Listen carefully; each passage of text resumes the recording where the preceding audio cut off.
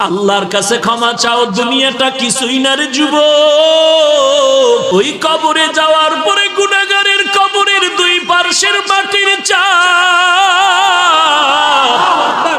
পাজরের হাড় চুরমার হয়ে যাবে। একটা নয়, দুটো নয়, 70 থেকে 99টা সাপের কামড়।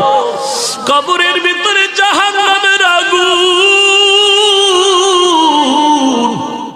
এরে বান্দা, এখনো কি আল্লাহর রাস্তায় ফিরে আসবি না? আল্লাহ দেখায় দেয় দুনিয়ার বিল্ডিং এর আগুনে কত যুবকের লাশ, আর চিৎকারের আওয়াজ, বাঁচাও বাঁচাও। একটু চিন্তা করে দেখ, যখন আগুন লাগছিল শরীরের মধ্যে তখন ওদের কেমন লাগছিল, অবস্থাটা কেমন হয়েছিল। ওরা যখন আগুনের মধ্যে সবাই জানালা দিয়ে হাত দিয়ে কয়, কে আছো, আমাদের বাঁচাও।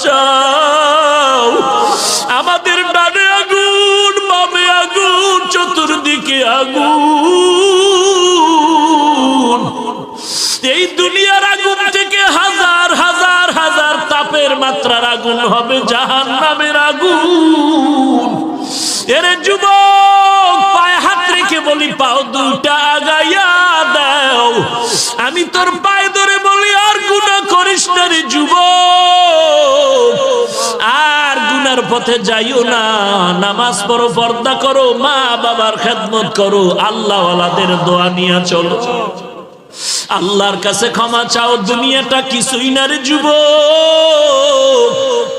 পায়ে হাত রেখে বলি, এই যে বন্যা হয়ে গেল কয়েকদিন আগে, কত মানুষ বন্যায় মরে গেল। ঢাকার শহরে গাড়ির উপরে গাছ পড়লো, গাছে আঘাতে গাড়ির মধ্যে মানুষ মরে গেল। এরে বান্দা, এখান থেকে ঘরে যাওয়ার কোনো গ্যারান্টি নাই। আবার রাত্রে বেলা ঘুমাবি, ভোরবেলা উঠার কোনো গ্যারান্টি নাই। পায়ে হাত রেখে বলি, রে বাবা, তোর মতো যুবক স্কুলে পড়ে নামাজ ছাড়ে না, তুমি কেন পারবা না?